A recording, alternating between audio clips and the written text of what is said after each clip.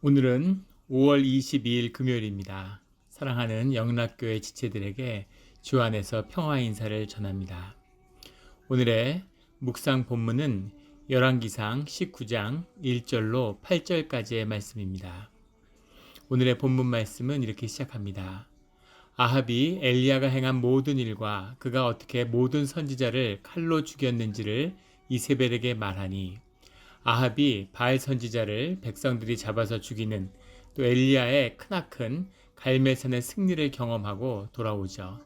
궁에 돌아와서 이세벨에게서 있었던 일들을 이야기해 주는 겁니다. 근데 여기서 말하니라고 하는 말은 나가드라는 말인데 상당히 정서적인 뜻이 들어있어요. 단순히 말하는 게 아니라 아주 친밀함을 담고 있는 겁니다. 우리말로 하면 일러 바치니 이 정도 되겠죠. 사실은 아합과 이사벨이 한 통속인 거죠. 그런데 2절에 이세벨이 사신을 엘리야에게 보내어 이르되 내가 내일 이맘때에는 반드시 내 생명을 저 사람들 중 한 사람의 생명과 같게 하리라 하고 선포합니다. 그렇게 하지 아니하면 신들이 내게 벌위에 벌을 내림이 마땅하니라 한지라. 엘리야에게 죽이겠다고 통보하는 거죠.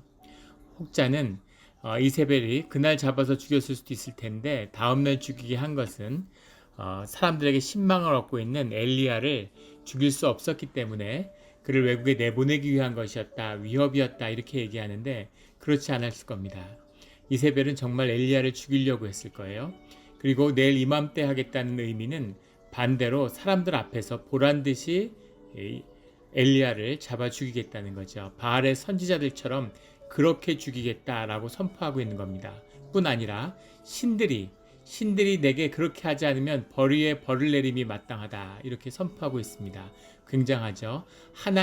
여호와 하나님의 일을 행한 선지자를 향해서 그를 반드시 그가 죽인 다른 이방의 선지자들처럼 죽일 뿐 아니라 사람들 앞에서 공개적으로 죽이고 그뿐 아니라 그 일을 맹세하는 거죠. 그 일을 행하지 않으면 우상의 신들이 세상의 악한 권세에게 내가 어떤 바를 받아도 좋다 이렇게 얘기하는 겁니다. 이스라엘의 권세가 어디 있는지를 보여주고 있는 거죠.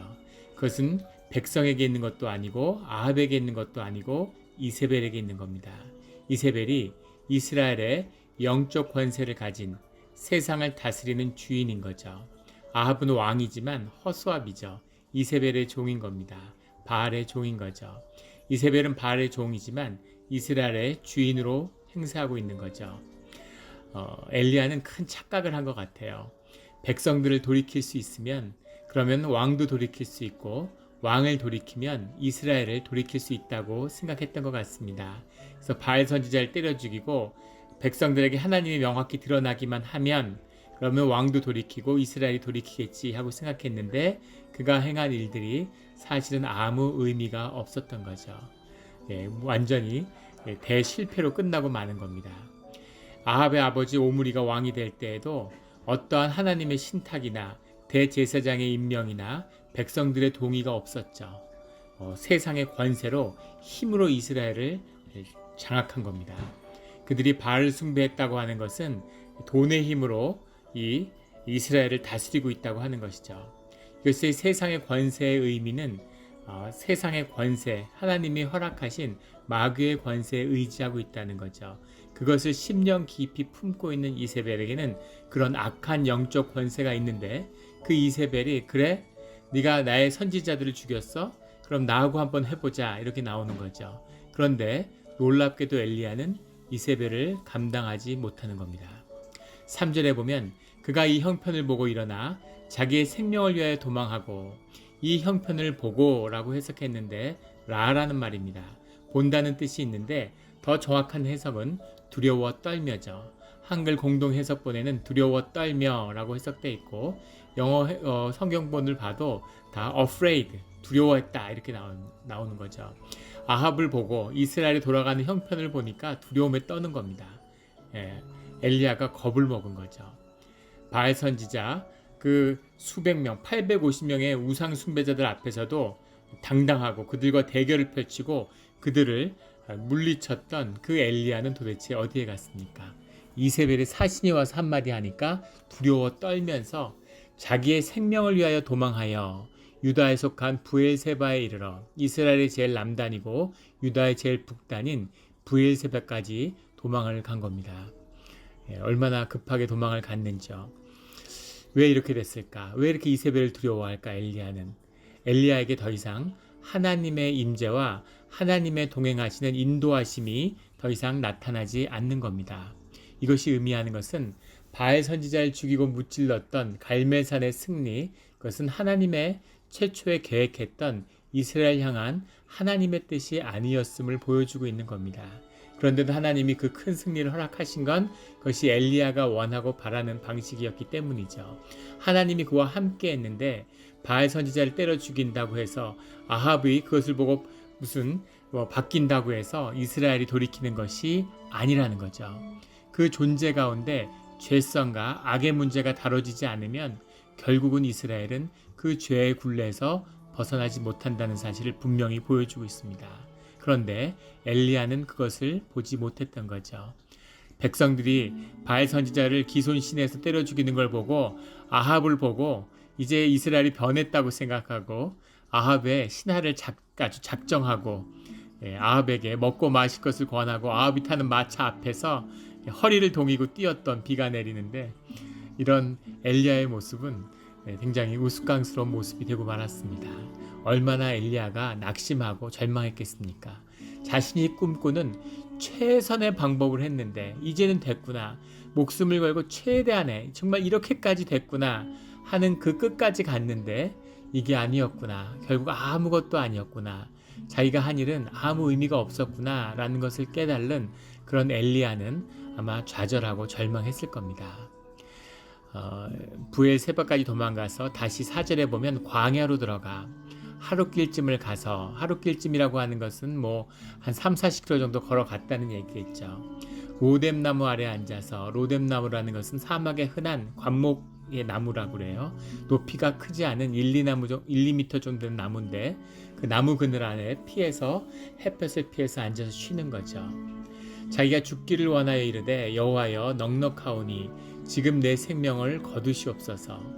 그 절망의 끝에서 주님, 저는 죽었으면 좋겠습니다 라는 고백을 하는 겁니다. 주님, 여기까지군요. 저는 최선을 다했는데 근데 제가 할 수 있는 일이 아무것도 없군요. 이스라엘을 변화시키려고 하는 내 노력은 완전히 실패했군요. 이제는 내 자신의 목숨도 부지하기가 어렵고 두려움에 쫓겨 여기까지 도망왔습니다. 정말 슬프고 비참한 그런 모습 안에 절망한 이 엘리야가 주님께 생명을 거두어 주십시오. 차라리 죽여 주십시오 라고 고백하고 있는 겁니다. 그러면서 나는 내 조상들보다 낫지 못하니이다. 낫다는 말은 토브라는 거죠. 내가 조상들보다 그 의에 미치지 못합니다. 내가 하나님의 의를 세우겠다고 했는데 그런데 보니까 이렇게 부끄럽게 끝이 났군요. 정말 부끄럽습니다. 내 의가 내 조상들과 비길 수가 없군요. 나는 이거밖에 안 됩니다 라는 자책입니다. 그렇게 주님 앞에 고백하는 거죠. 그리고 로뎀나무 아래에 잠이 들었는데 5절에 천사가 그를 어루만지며 그에게 이르되 일어나서 먹으라. 7절에도 다시 숯불에 구운 떡과 한 병 물이 있더라 이렇게 되어 있는데 숯불에 구운 떡이 아니라 정확한 원문의 해석은 뜨거운 돌 위에 놓인 떡입니다. 돌이 뜨겁게 해서 불을 피워서 돌 위에다 떡을 얹어가지고 구워 먹었다고 하죠.